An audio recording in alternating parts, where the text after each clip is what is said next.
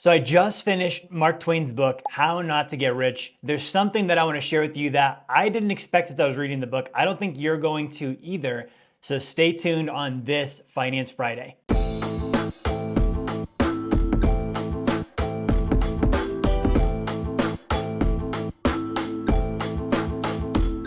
Hey, Jerry Fetta here, CEO of Philanthrowealth. So I've been doing these Finance Fridays the last couple of weeks, and I've been covering Mark Twain's book, his biography, right? How Not to Get Rich. It's the financial misadventures of Mark Twain. And we've probably done 4, 5, 6 weeks of this, right? But the book starts with him being desperate to get rich, right? As a kid growing up, his family was one of these where they were always plotting and scheming and all of this stuff, right?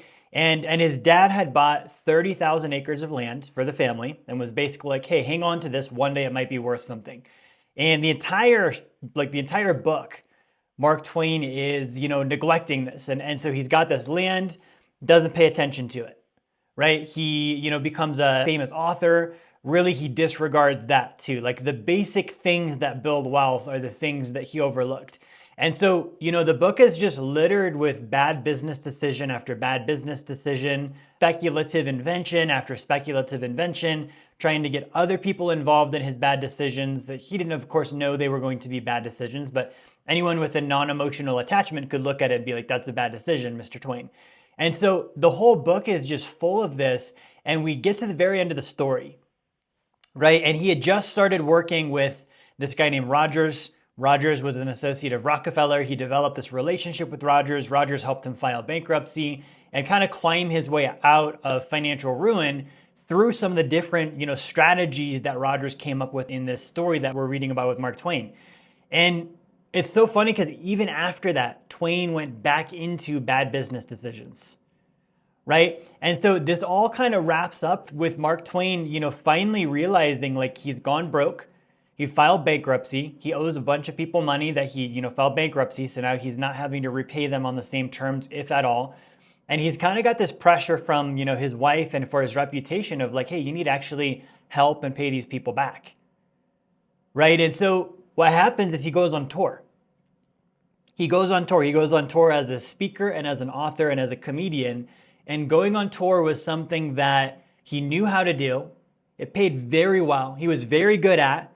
And he didn't want to do it because of the work that it takes to do that, right? To travel the world. And keep in mind, he didn't have a private jet back then. So going on tour meant like really long boat rides and train rides and carriage rides. They didn't have cars at that time. So it was like very tedious to go on tour for him. And so he did it. And what ended up happening is he's in his mid 60s at this point.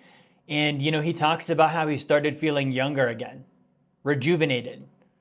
Right. And he actually started like building up a reputation. And so, at the end of the story, his wife passes away. He loses one of his daughters and he's, old kind of by himself up in Connecticut.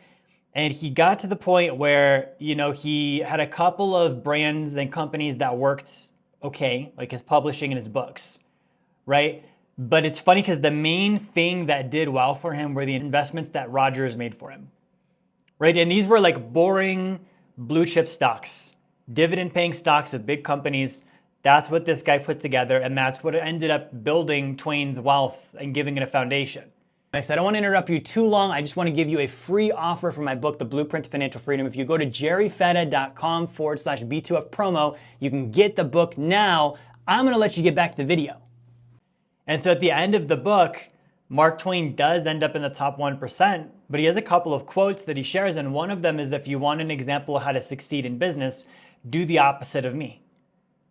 He was sharing this with a group of students he was speaking to at a university. He was basically saying, I am the antithesis of what you should do in business, right? And so he realized like the inventions, he doesn't even know what they were really. They were insignificant. His investment decisions didn't pan out. And so what ended up panning out was the fact that he had a Rockefeller-style banker investing in stocks for him.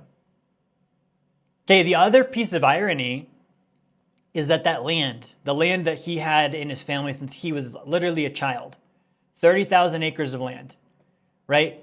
In the time the book was published, which was like the early 2000s, maybe 2010-ish, right? That land was worth tens of millions of dollars. And so his dad was right. Like literally, if Mark Twain would have just focused on authoring, being a speaker, being a comedian, and he didn't do any of the business things he did, he would have had a higher net worth, right? And so he has another quote that I think is very fitting in today's day and age. There are only two times to speculate: when you don't have money and when you do. So never speculate. This is Mark Twain saying, this is what I've learned. This is what I've taken away from this experience, is never speculate, right? Do the opposite of what I did in business, never speculate. Okay, now let's talk about the flip side of this, because I don't want to read into the book here and just be like, this is all bad, all negative with Mark Twain. As you get to the final chapter, you kind of see that he ended up with one of the most well-known and famous worldwide brands, and probably one of the first. And so part of what he set up with his publishing company, and one of the companies that did succeed, was that he made it to where he could monetize his public image. So he's one of the very first people in United States history that actually monetized his brand. He was known all over the world because he was going around traveling and doing this speaking, and he was a very strategic marketer. Right? So he wrote his biography, and he wrote iterations of it that wouldn't be released until later. Right? And so even after he died 10 or 15 years later, one of those got released. When it got released, his book became popular again. All the royalties his brand earned started coming in again, and that was part of his legacy. Right? Even in the 2000s, the final version of his memoirs got released with all of the names included, because everyone was long dead and all their ancestors and genealogy. Nobody's going to care, right? We're so far removed by that point in time. He released again, and it became a hype again. Right? Huckleberry Finn, it's a book that continues to be in schools. Right? It's like an American classic. So because of his story, he was able to build a brand. And I think, there's something to be learned from this. Is obviously, Mark Twain had a lot of financial misadventure. Obviously, he was not very good at business. Right? Obviously, he was not a good investor, but he was very good at marketing himself. He was very good at communicating, right? He was very good at establishing, his reputation and his story and I think we can look at, that aspect of it and say, okay, whether his net worth went up or not, that's something that I know I can learn from. Is the more exciting your story is, not because you've embellished it, but because you actually live an exciting life, that actually builds, if you're looking at building a brand, that builds your brand. If you're looking at just building a great life and a great story that you can look back at and be like, man, I really lived, that's one hell of a way to do it. I'm sure that stories and good memories were in no shortage with Mark Twain. Okay, but as a financial person and as someone that's building my own wealth, I can look at this and for me, it reaffirms some of the things that I've always stood for, which is no speculating. I don't speculate. I'm not interested in things that don't have assets behind them and that don't produce something valuable. Right? I'm not interested in cryptocurrencies. I'm not interested in any of this stuff where it's like, maybe it pans out, maybe it doesn't, and it's straight up speculative. Right? And I think the other thing to learn from this is that everyone has their specialty. And I think, when we're looking at business ideas, sometimes we mix being an entrepreneur and a business person with just enthusiasm for an idea. And enthusiasm for an idea doesn't cut it, right? Like if enthusiasm mixed with an idea equals success, there would be so many more successful people on the planet. And the reality is the thing that makes an investment go, the thing that makes a business idea go, is good management. Good management and good execution. Because if I have an idea and I can't manage the outcomes of that idea, if I can't execute, then that idea is only worth as much as I can make it real. And if I can't make it real, it's not worth anything at all.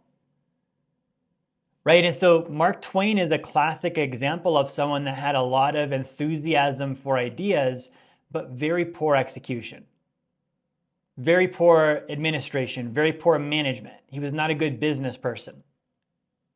And so because of these factors, I think it's a good highlight for us to look at and be like, okay, am I an ideas person? And if I'm an ideas person like Mark Twain, I need to find somebody who's already willing and able to do the execution for me.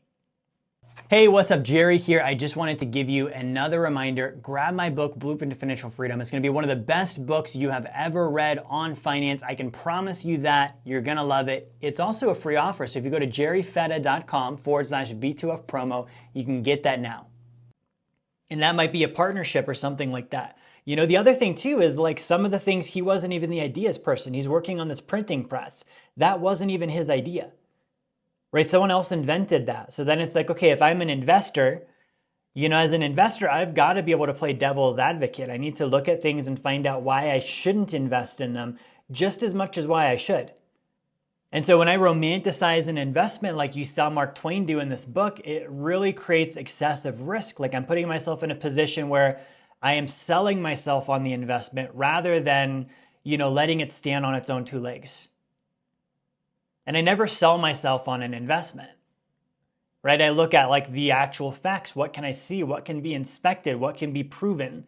And, you know, the final thing I would say is that, you know, Mark Twain, he teams up with Rogers, right? And Rogers was known, like I said, as like just a stone cold killer in the business and finance world. I don't know why him and Twain hit it off. They don't get into the details of that too much in this book, but he had a shot with Andrew Carnegie. Like he knew him well enough to sit down with him and pitch him an idea. And, you know, I have a friend I spoke to recently. He made a really good point. He's a very powerful business guy. And he's like, you know, too many times people want to partner with me because they want to be expanded, right? They want to take advantage of someone's network or what they've built or their capital resources or whatever it would be. And that's why they're interested in partnering. And they don't want to expand with, right? And so he's like, I don't like that. I don't want to be looked at as like, you know, the jet booster I plug into what someone else is going to do, and they just take all the juice and they go and they win with it, and it's like, you know, now I'm done, right? And so I think that the conversation that Mark Twain had with Andrew Carnegie was from Twain's viewpoint, looking to be expanded, right? If I could just get money from Andrew Carnegie, if I could just get this guy to invest in me, versus like, this is the wealthiest man in the US right now. America's first billionaire. How do I expand with him? Right? Like, how could there be a mutual thing here rather than just like me looking at him like, you know, a fat kid on my 4th birthday and he's the giant piñata and I'm about to hit him and get the candy out. Right? I think that relationship would have been tremendous because Carnegie was someone that knew Mark Twain, knew of him, admired him. When he heard, you know, Twain wasn't doing well, he showed sympathies. Like when you have someone's attention like that, there's such an opportunity. And, you know, Rogers, as good a guy as he was for Twain anyways, like helping him, you know, build himself out of the financial mess that he created. I don't think that was nearly as powerful of a relationship as something would have been with Carnegie, right? Like you take America's top net worth, highest business billionaire with America's top author and personality and brand at that point, and you combine those, and I think that that's power. So, you know, in summary, if you've not read the book, I highly recommend it. It's a really fun read. Like it's funny, it's witty, it's true as well, which I love that. It's not something that's just being created. Like this guy actually did all of the stuff he did. Like he actually was surprised that mining for silver meant he had to dig into a mountain and do some work. Right? So go read the book. And then the second thing I'd say, don't be afraid of hard work.